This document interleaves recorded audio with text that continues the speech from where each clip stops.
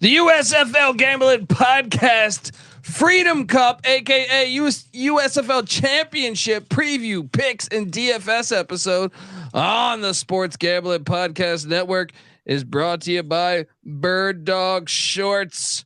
Yes, you got to check out Bird Dog Shorts. Dominate the summer with an amazing pair of shorts and a free Yeti style tumbler. When you order over at birddogs.com/pool, that's birddogs.com/pool. Remember, as always, folks, to let it ride. Football is a unique American experience. A game described by one turn-of-the-century critic as crude and barbaric, with little chance of survival. But survive it did. I don't give a damn who you are. It's America, Jack. You know how to play Buenos football? I don't get it. Being played in the United States Football League.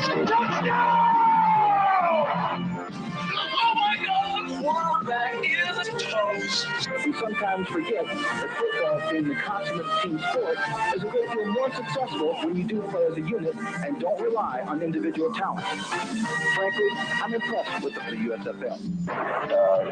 America, this league is good for America, and football is a sport that is made for television. That is football. I'm like, spring football is going to work in America. You play to win the game. And now it is time for our USFL report. Boom! We are back. It is time for our USFL report as we are here, Canton, Ohio, the home of the Freedom Cup, year 2 of the rebirth of the United States Football League. We're going to break it all down. I am super excited to watch this game Saturday. But perhaps you're wondering just who the hell you're listening to. Well, my name is Colby Swinging Database Dan, a.k.a. Pick Dundee. That's not a pick. This is a pick. He was raised in the land down under, where a man thinks on his feet, speaks with his fists, and lives by his wits. When Dundee happened, he was a superstar. I'm probably drinking too much and celebrating too much and not sleeping.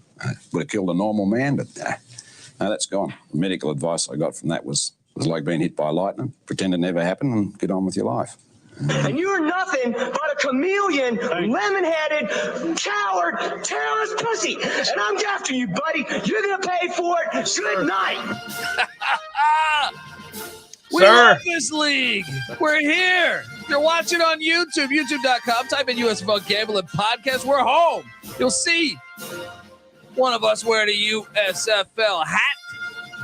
Shout out to that. And you'll see all of our just ugly mugs, you know.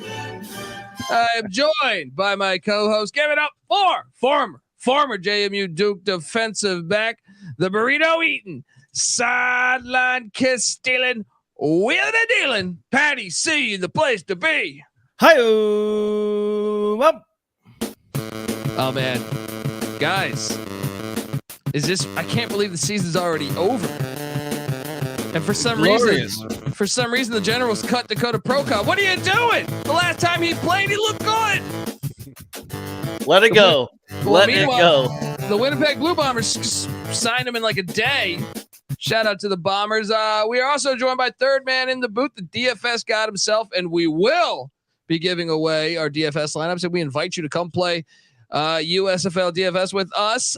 Give it up for the rooftop IPA drinking, homebrew making, tobacco road living, the free life giving, former Herndon Basketball League MVP. Give it a Renzi Nick in the place to be. There we go. Freedom Cup, baby. Freedom Cup is here. I'll just play this music.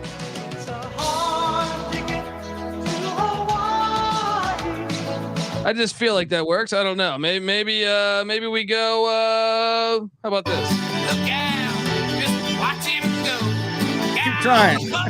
I don't know. I just feel like one of these ones will. It's easy to see a tide turn. One of these ones will pop, and all of a sudden, we'll have our own theme song besides our regular theme song.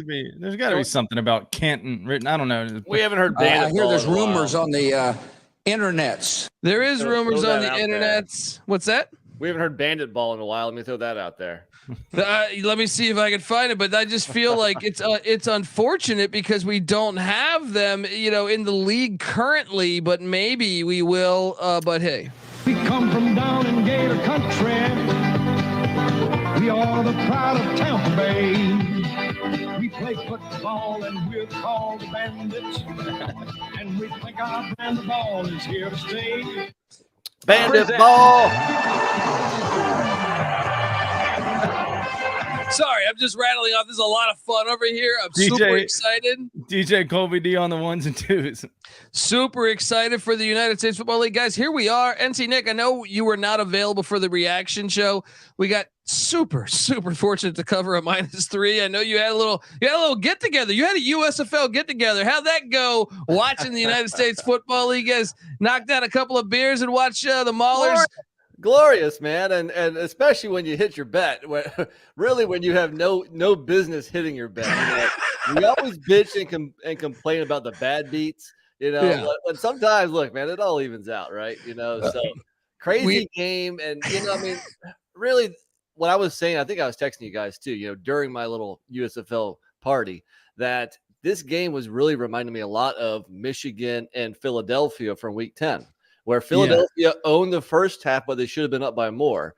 The Maulers should have been up by more. And then you have a kind of a strange second half where Michigan starts picking up steam. There's a bad fake punt like there was in both games. There was so many correlations, but somehow, some way, Pittsburgh finds a way to win. And here they are, man. Here now they have a chance to take home the crown.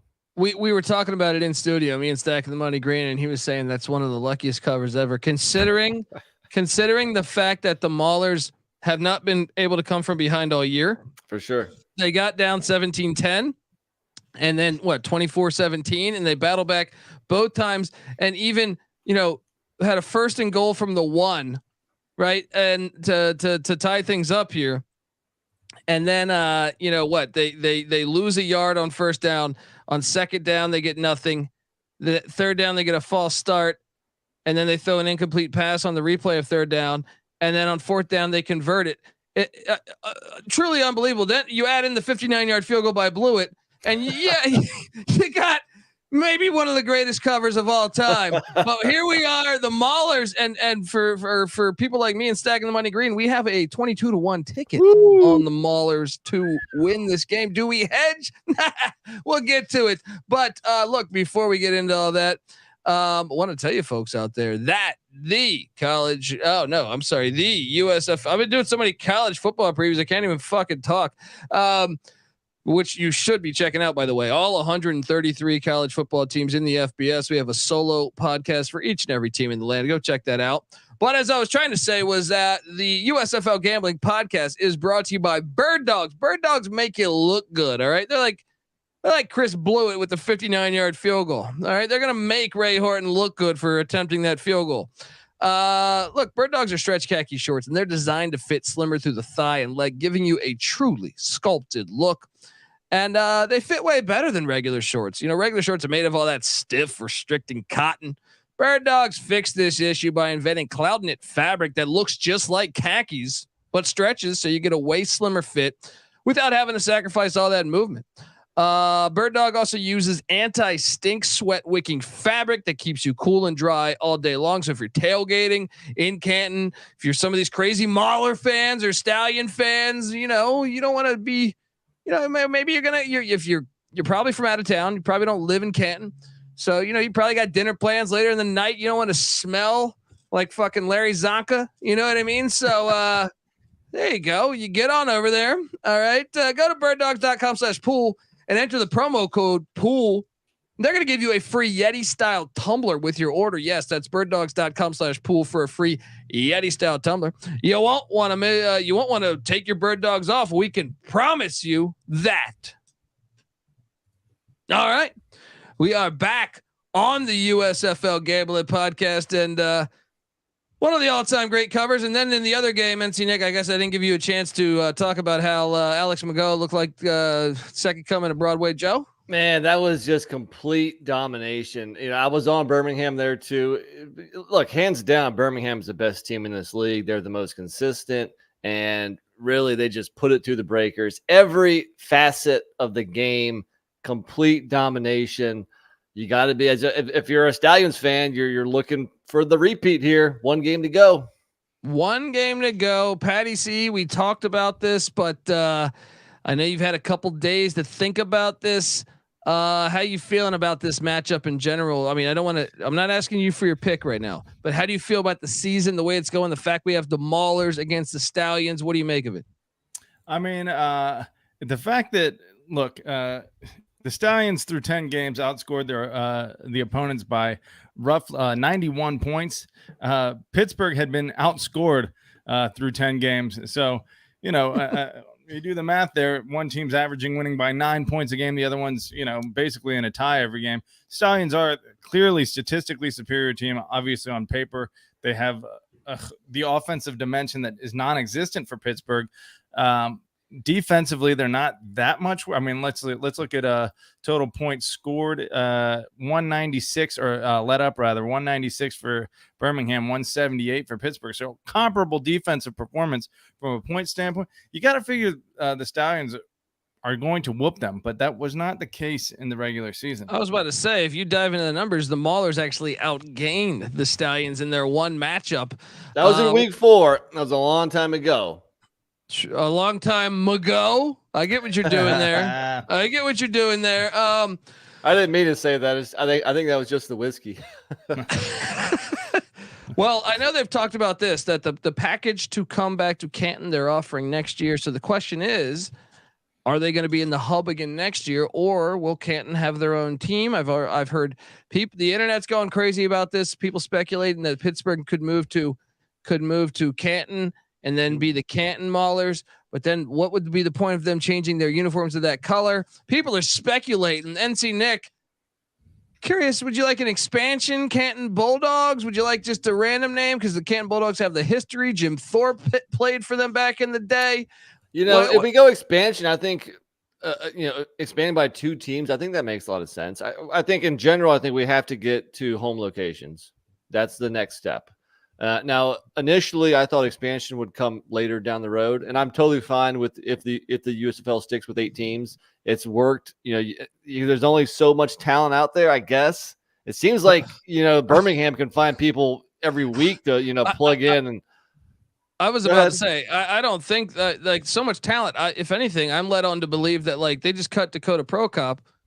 I thought he was one of the better quarterbacks in the league when he played. Now, and Mago was a backup this year and last year. So part of me is like, well, there's still more talent out there. You watch the XFL, you watch the CFL, you watch the ELF. Remember, Cavante Turpin was also in the ELF. Well, yes, I agree. There is probably enough talent. You wonder about quarterbacks, maybe you wonder about linemen, but I think that the play on the field has been very good. So I think you could expand by a couple teams. I am not in favor of moving Pittsburgh to Canton. Why should Pittsburgh lose their team? So if Canton gets a team, obviously you want an even number of teams. So where else? Who else? Are they going to bring back Tampa? Are they going to go somewhere else? I don't know. But I'd be in favor of moving up to 10. I don't think you want to expand too much further just yet. I think though mathematically you might want to go to 12 over 10. Why? Right? Why? Just because you will get a whole new division, right? We'll just go 5 well, I guess you wouldn't face everybody. Right now, the one weakness is they're not on the West at all. But then your thing is, well, Canton's not on the West. If they're offering tickets, maybe they're staying in the hubs. I don't know, but thought it was an interesting. We're rooting for the Canton Bulldogs. I don't know if you have a take on that, NC Nick, but I complete 100%. That's a great name, great history. Make it happen. The question is, how do you make it happen? Do you take it from another city or do you add more? Yeah. Well, we're about to add more when we give out our winners because we did go to. Well, all of us went. No, Patty C, you took Michigan. What'd you do? No, you went 2-0. You went 2-0, right? Yeah. We all went 2-0 last week. Gave you winners. Now we did mess up the totals. I went 1-1 totals. I went 0-2. Patty C, I think you were on the over with me for Birmingham, right? Yeah. There we go. Yeah, I didn't expect it to be that big of an ass whooping. But no, I think Birmingham hit the over themselves. yeah. I mean, they called off the dogs a little bit too. So look, before we get to all that, I want to tell you that the USFL Gambling Podcast is brought to you by Underdog Fantasy. Yes, Best Ball Mania is here, and Underdog Fantasy is giving away a $15 million in prizes. Yes, a $15 million. $15 million, right? Look, Underdog Pick'em is a great way to get down on your favorite MLB and NFL season player props. They also have USFL stuff out there. So many ways to win over at Underdog, and Underdog's available in so many different states. So you got to check it out. Head over to UnderdogFantasy.com. Use that promo code SGPN for 100% deposit bonus up to $100. Once again, that is UnderdogFantasy.com. Promo code SGPN. All right, here we are, guys. Time to get to it because we only have one game left of this season, and don't worry, folks. We will have a reaction show, and then also, if there is expansion news, we will do a emergency pod. So stay subscribed, tell your friends, all that good stuff. Here we go. Pittsburgh Maulers, Birmingham Stallions. I get it. The Maulers have been playing this is their hub. Is there an advantage though? Even though I feel like this is not a Mauler crowd, is there an advantage, guys, to this location for the Maulers? Patty?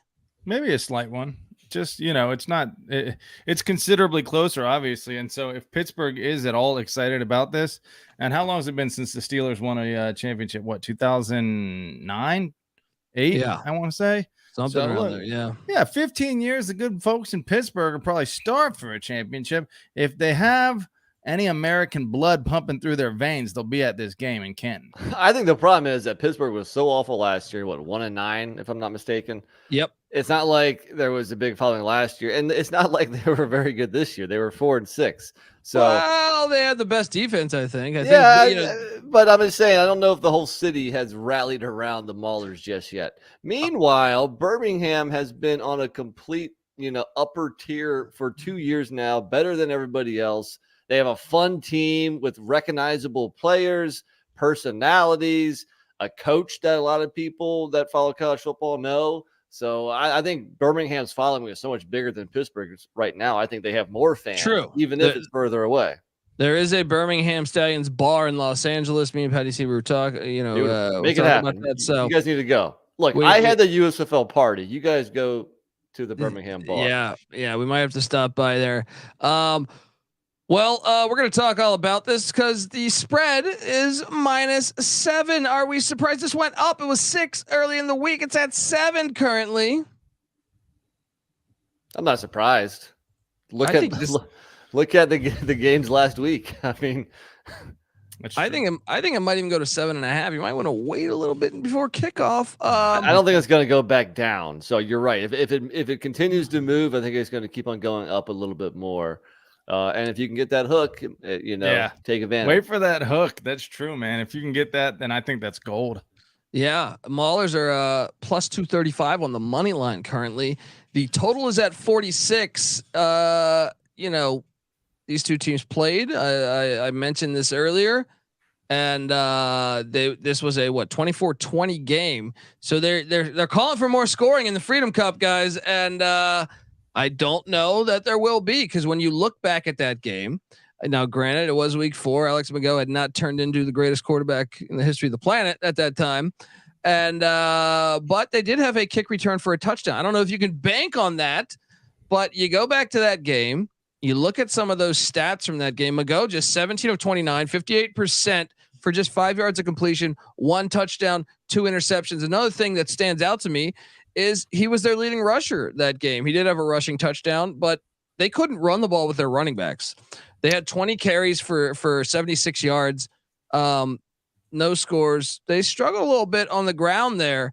They struggled in the air too. I mean, I think the Maulers had more passing yards, which is very surprising.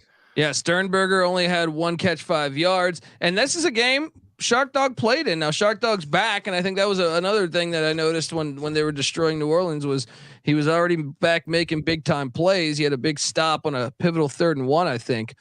I mean, am I crazy here? But I have a Mahler's future. I understand I'm biased here, and I'm not going to hedge because I'm not a pussy. I'm taking the 7, and I'm sprinkling the money line because I think this defense can give this offense problems. So here's my problem with the money line play. Week 4, that might have been the Maulers' best effort. I mean, they outgained him, had more passing yards. They won the turnover battle 2-0, and they still lost. Yeah. Was that their best showing against the best team in the league? Which it was a very good showing. It was an impressive showing. I think that was probably one of the Maulers' best games this whole year, even in a losing effort. And it was probably one of Birmingham's worst outings of the year in a winning effort. True. But you also have this Blewett character. If he's making 59-yard field goals, if he's making 60-yard field goals, watch out. You know, and I don't think I mentioned it yet, but the turnover battle. Turnover battle is going to be huge. If Pittsburgh wins the game, they win the turnover battle probably by at least 2. They, even the first one, I mentioned 2-0 the turnovers in the first game, but they need to get some picks, call some strips. They need to get a short field for that average offense to be able to put up some points. That average offense was looking better last week, I feel like, but Blewett can't afford any misses. We've seen him miss an extra point. He's missed some chip shots, but he's been money from deep. I think that he needs to have a kind of a flawless day for them to pull off the money line upset. But with 7 points, I love it because I get it. Mago looks incredible. I just think this is the best defense in the league. Even last week when EJ Perry was able to beat them vertically on the deep ball a couple times, I get it. Like he had a great statistical day and he looked really good. And that's another thing for depth. They just picked this guy up off the street and he looks like friggin' Joe Montana. But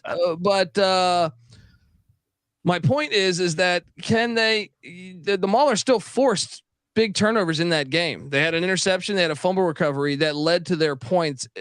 So I think you look at the numbers from last week and say, well, the Maulers defense wasn't as good as normal, but they still created the turnovers, which led to big scores for them. Yeah. So can they do that again is the question. Patty C, your thoughts? Yeah, let's focus on the spread right now before we tackle money line. Patty C, what's your lean on the spread? Well, just from a point total standpoint, points per game, looking at it now, only once in the entire season did Birmingham score less than 24 points in a game. And only twice in the entire season did Pittsburgh score more than 23 points per game. So going to be hard for them to, based on their averages, keep up with Birmingham. And obviously that was kind of what we witnessed. That was essentially one of Birmingham's lowest scoring outputs. With Pittsburgh playing defense the way they do, that makes sense. That's logical.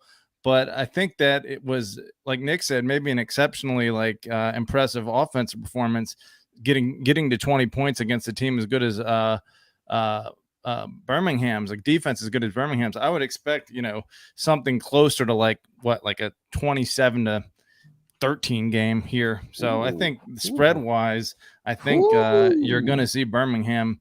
I don't know though. I mean, you got to give Pittsburgh credit, and I do think that they have figured out a little bit what their offensive identity is, even if it's just like what we saw, a little screens out of the backfield, little, get the running backs in space, run your jet sweeps. They're not going to throw the ball downfield much, but you get the quarterback on the edge and doing some quarterback draw stuff. And you can cobble together some short drives, and then you have a kicker that can blast in 1,000,000 yards. So if you keep yourself in the game, again, and we've talked about this a bunch, I think that's like the only thing that's going to help Pittsburgh. If they go behind early, it's going to look like last week. It's going to be a blowout. That was a long-winded answer, which I think you're laying the points, but I'm not positive. Yeah, you picked up on what I was putting down there. All right. Interesting. As far as the spread, I think I'm going to agree with Colby. I want to take the points. I think situationally speaking, you have the team coming off of a blowout where everything was easy. And I think, and people, I think the public angle is probably going to be Patty's angle because they saw how dominant Birmingham was, and they saw Pittsburgh get fortunate, get lucky to win that game and not look so great in the process. So I think especially if you got it early when it was 6.5, you were all about Birmingham.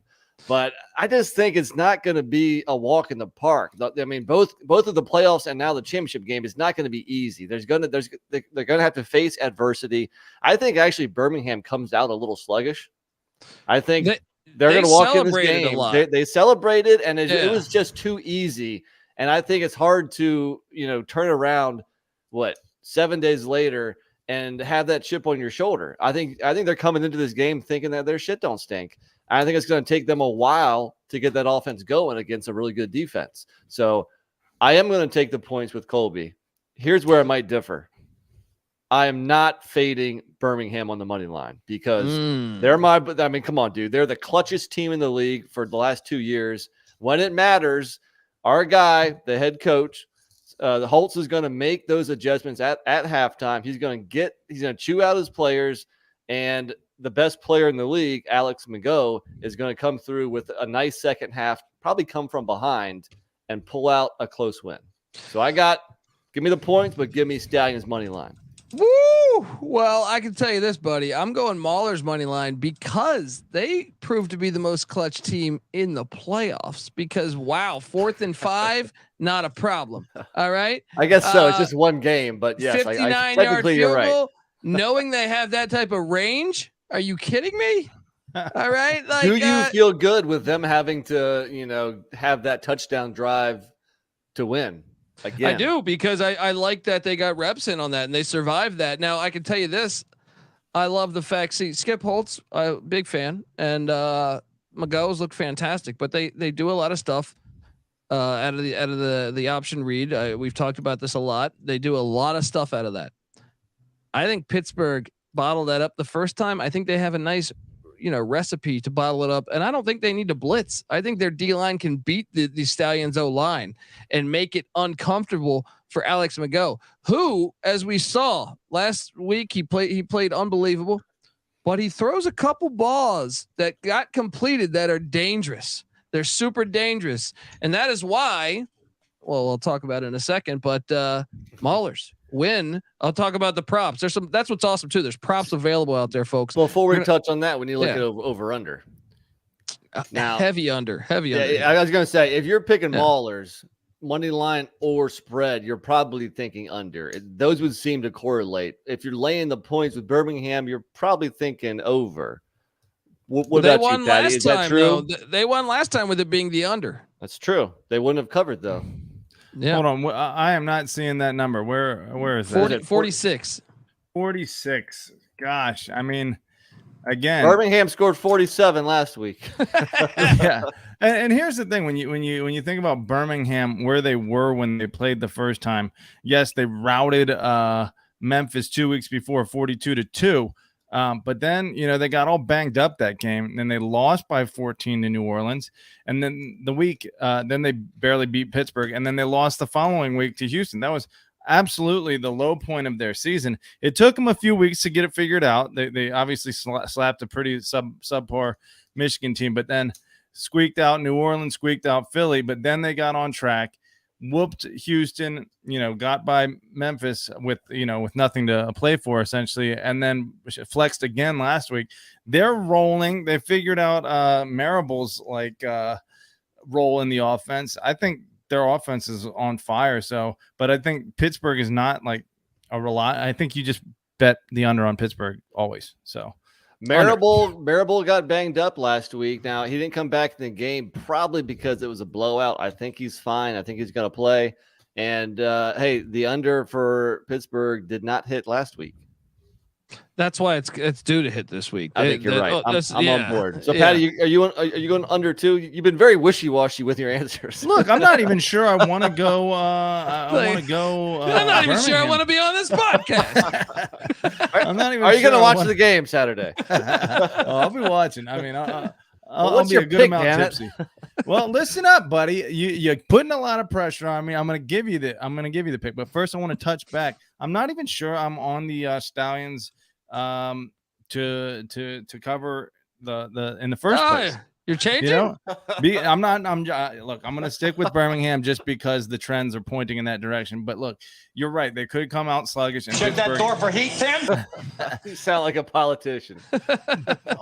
Okay, so all that said, I am going under. Yes, I'm going under. All right. Are you laying the points or are you taking the points? I'm going to take the points. It's 27-17. There it is. I made my prediction. 27-17? 27-17. So you're laying the points. Wait. What? Yeah, I'm laying the points. Yeah. Sorry. How many cocktails you had over there? Jesus. Guys. So look, what's awesome about this, and I hope next year they do this for every game.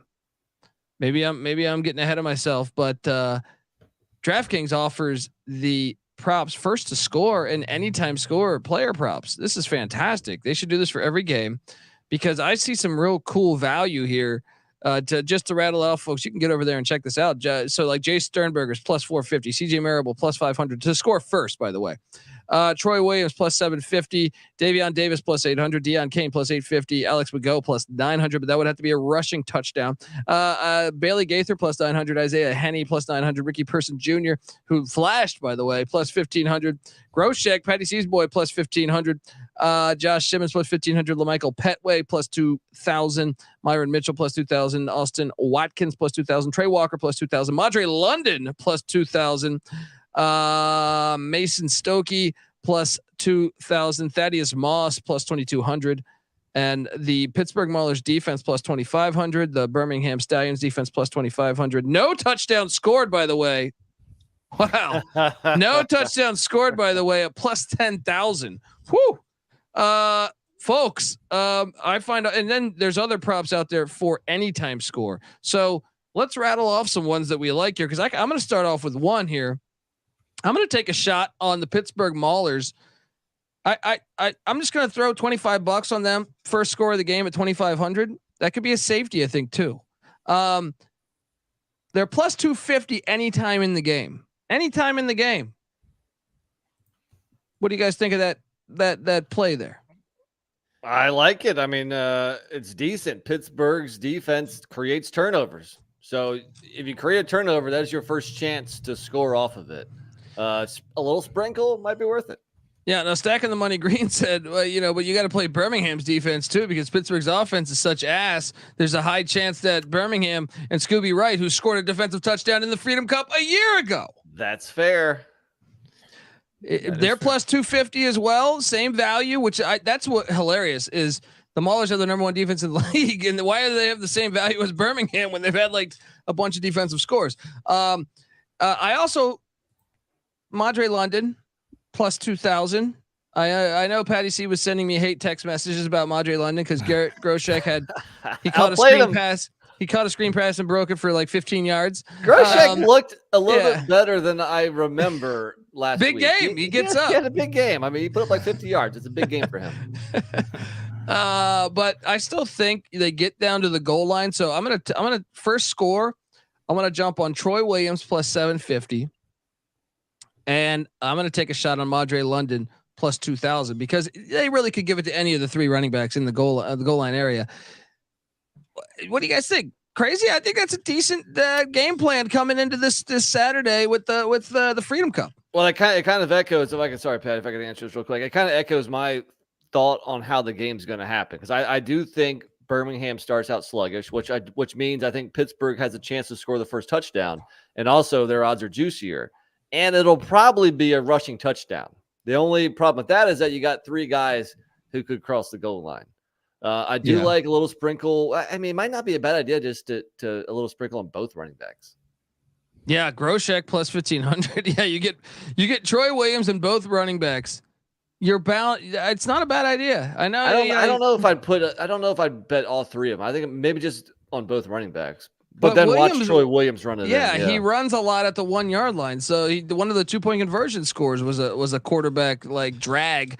I don't know. Patty, we see. What do you think about if it's going to be I mean, you're the one laying the point, so you probably think Birmingham might score first. If so, who do you think?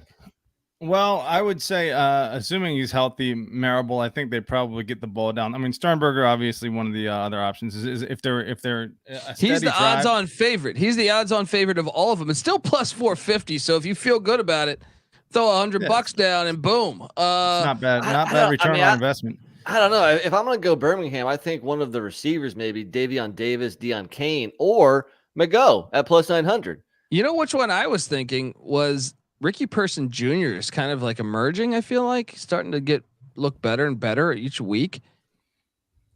Plus 1,500. He fumbled last week. I don't know. I think if Marable is healthy, I don't. Yeah. I don't think I'd touch Person, especially. I mean, Groshek's plus 1,500. So no, I don't like the Person angle as much as you do. I don't think. You know where I think the real value is?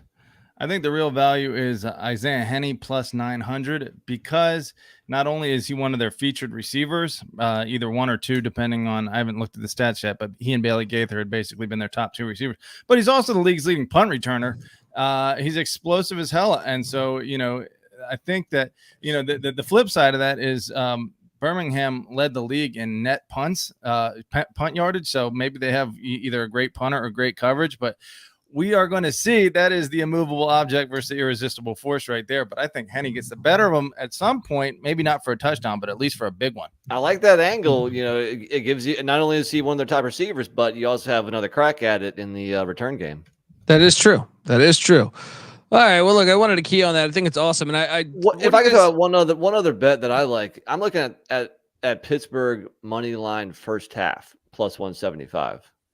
Ooh, if the script goes like I'm saying, yeah, maybe they're up at half and plus 175. I mean, that's pretty juicy.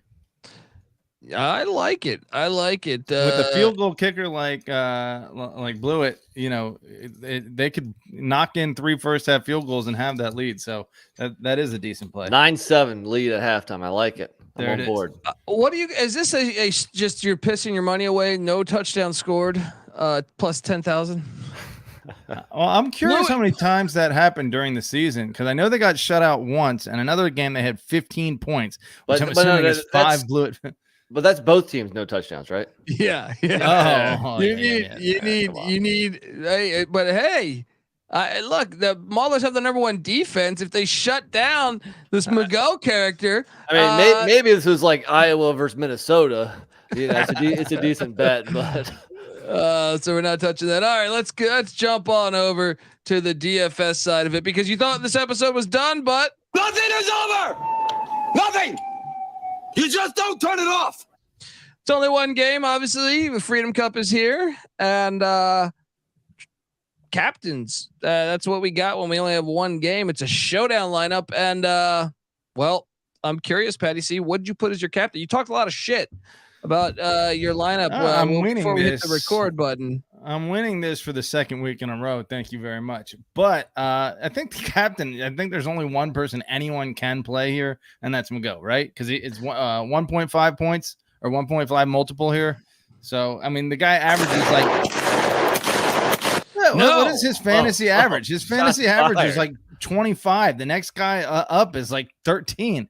It's just mathematical stupidity to take anyone else. What mathematical stupidity is you look at what he did the first time against the Maulers defense, 2 interceptions. He struggled, only threw 5 yards of completion. And that is why I rostered Troy motherfucking Williams. So I get Patty's point. My first lineup had McGo in the captain chair, but I mean, really, not only do you get 1.5 points, but the price is 1.5, and his price is astronomical. So that kind of handicaps you with what you can do with the rest of your roster. And to Colby's point, he did not have a very good first game. You know who did have a pretty good first game against Pittsburgh, who actually outscored McGo, was his favorite receiver, Davion Davis, who, by the way, the last 2 weeks, he's been over 23 fantasy points. Wow. He's been over 23 fantasy points 3 out of the last 4 weeks. So I pivoted off McGo so I could save some cash, and I went Davis in my captain chair. Wow. Nice Okay. play. Okay. So Mago, which everyone in America will have. He's on my roster. Yes. 45.8 fantasy points last week. Did Colby roster both quarterbacks? Is my question. I did. So Mago I did not go Troy Williams. You're making a mistake. He was clutch last week. Very clutch. Every big time moment, he delivered. Does Patty have Troy Williams? I do have Troy Williams. Oh, so both of you guys went mighty chalky. Both quarterbacks. Well, I didn't go chalky elsewhere. I got some money plays here. So who's your second highest player then, or highest paid player, Nick? Mago. Oh, so okay. I stacked Mago with Davis. Yes. Okay. Well, then for me, my next highest paid player is Sternberger. Only had one catch for 5 yards. I think they'll be trailing in this game, and I think they're gonna have to throw the ball to old Jay Sternberger. So at 8,200, I have Jay Sternberger rostered up and ready to go. Buck 'em Stallions. All right. Play the music. Oh man. Me and Patty C have the same team, it turns out, but wrong captains. There's only two teams playing here. Yeah. I did not have Sternberger. Instead, I went Deion Kane. And look, Sternberger's more expensive. You know, I mean, he's probably more likely to score a touchdown, but he's not likely to get as many targets as Deion Kane because Kane has 17 targets over the last 2 games, 26 targets over the last 4 games. And he's really becoming that second, threat out wide with Davis. So I got Mago and I got Davis and Kane. Ooh, raising Kane. Yeah, there you go. They did a great job. The owner with the Jello shot challenge in Omaha. Well, I'll say this, Nick. Colby mentioned it. Even though they, played great defense, otherwise they did get burned a couple of times last week. So maybe there are some secondary issues, or maybe that's schematic, or maybe that's what they do is if they need to if they get in a pinch and they need to stop the line of scrimmage, they go with the cover 0, leave their corners out on that island, and then boom, payday is available for your receivers there. There we go. Look, I got a lot of money left. I left $3,100 on the table. Wow. I left 400. I left 0. And I just realized I went a little bit out of order as far as my dollar amount because I do have one Mauler that was more expensive than Kane. Give him away. Henny. Ooh. Isaiah Henny has 7 weeks in a row, double-digit fantasy points. He had 9 out of 11 games he's played this season. He's gone over double-digit fantasy points. I mean, the dude's been crushing it lately. And it's not my game script, but there's a scenario where Pittsburgh is down and has to pass the ball a lot, kind of like last week. Yeah. Last week he got 10 targets. Thank you. Well, I actually, I'm sorry, I have 4,900 left over. I mean, just giving away stuff here. Well, my next highest price guy is Chris Blewett at 4K. Play the music. Oh man, all of us have him. Yeah. I mean, the guy can hit 60-yarders. You gotta roster Blewett. Great value. He also has 4 straight weeks double-digit fantasy points. So usually a kicker is not that consistent, but that speaks to the Pittsburgh offense and their inability to punch it in the red zone. But hey, I'll take it. All right. Well, we all have him. So then I'll give out my next guy then, because that is the Maulers defense at 3,600. I told you they're going to score a defensive touchdown this game. So $3,600. We all have this one too. No. Patty C. I do. Yeah. Oh man. Okay, we have a lot of. How do we have the same amount? How do we have such a big difference on the amount of money? Well, I got one more guy left. Yeah. Okay. I thought about rostering a defense. I didn't do it. I only had $1,600 left. I went Ishmael Hyman, the other receiver for Pittsburgh. Son of a. That's my last guy. He scored a touchdown a week ago on 4th and 5. 4 for 32 and touchdown on 6 targets. That'll do for such a low price. Well, and that chemistry's growing. Remember, he was a Michigan Panther. That's what it was great about that. That game was awesome last week from a viewing standpoint, but also knowing that he had that touchdown against the team that cut him. Fantastic. Patty C, you have one guy left. Who is it? I went with the other defense as well. I went with the Stallions defense. Look, I'm thinking this may play out that at some point, maybe early on, Pittsburgh finds themselves behind and they start getting desperate and putting themselves in predictable situations.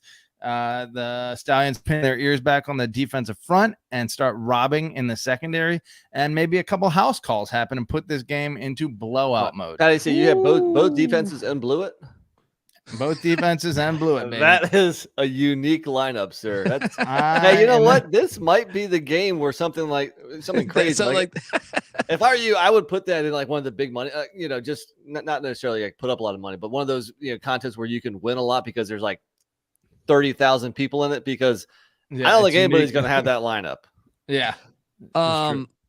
Well, I can tell you this, guys. Before we get out of here, I would enter that thing too. I'm gonna enter. I play the big money ones too. I'll see you in both gridirons, Patty C. Will there be another Ray Horton what the fuck moment on 4th and 1 is the question. Can we do a little prediction here? Nick? I could see that. I could certainly see that. Patty? It's possible, I mean, I think that you're obviously going to see a bunch of big moments in this game. So we're going to get a better chance to see Ray Horton under real pressure, how he responds and how he can coach. All right. Who will be the MVP of the game? Patty C, you said Stallions are winning. It's got to be Miguel, man. It's the Stallions golden boy. It's him. Even if he doesn't have the game he had last week, if he wins, like Patty just said, he's the golden boy. I got Troy Williams because I got the Maulers making me rich. All right. Plus guys, 2,200. Is any correlation between TCU and Georgia? We also host the college football experience. Is Birmingham, Georgia? Is Pittsburgh TCU? Oh, Birmingham's. I thought the Maulers would be Georgia with that defense. All right. The only reason why I don't really see that is because maybe if Birmingham struggled against New Orleans like Georgia struggled against Ohio State, then maybe you lay a big number with Birmingham, but it's not the case here. So kind of a different scenario. But Alex Mago, Max Duggan, I can see the comparison. Stetson Bennett, Troy Williams, I see it. But Colby's always on the dog. Okay, so expect him to be there. TCU was a team I faded last year a lot. I had big questions about them, kind of like Pittsburgh. I had serious questions about them this year. And now the biggest stage, what are they going to do? Are they going to pull a horned frog and get blown out? Or are they going to have some fight and at least cover, if not win? I think Pittsburgh has a legit better, talent on the defensive side of the ball than Birmingham does. And so I think just by that, you're going to have a closer game, whereas Georgia kind of had way more talent on both sides of the ball than TCU. Yeah, true. Blew it. Game-winning 56-yard field goal. He did it at Clemson. He did it at Clemson back in the day. All right, he does it again. Blew it moment here. No blew it. Maybe an extra point earlier in the game. But folks, subscribe to the USFL Gambling Podcast. We're available wherever podcasts can be found. Make sure you subscribe on YouTube as well. Just type in USFL Gambling Podcast and pow, we come up. Give us a follow on Twitter at USFL Gambling. Let us know what you're doing as far as bets wise, where are you watching the game with friends? Happy early 4th of July. Also, that's why we call this thing the Freedom Cup. And look, hope you have a wonderful weekend. Give Patty C a follow on Twitter at Patty C831. Give NC Nick a follow on Twitter at NC__NICK.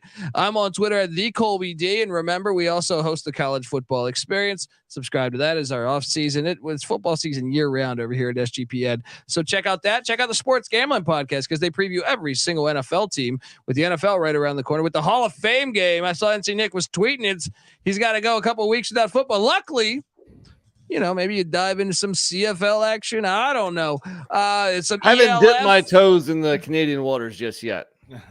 Not since Flutie was an Argo. I hear they're icy, right? not since Flutie was an Argo, huh? Folks, subscribe, get the SGPN app, and feel free to come talk Freedom Cup with us in the Discord, sportsgamblingpodcast.com/Discord. Until the reaction show Enjoy the Freedom Cup and have a wonderful, wonderful weekend. This is the USFL Gambling Podcast. You better start thinking about yours. And we out of here. Run and shoot.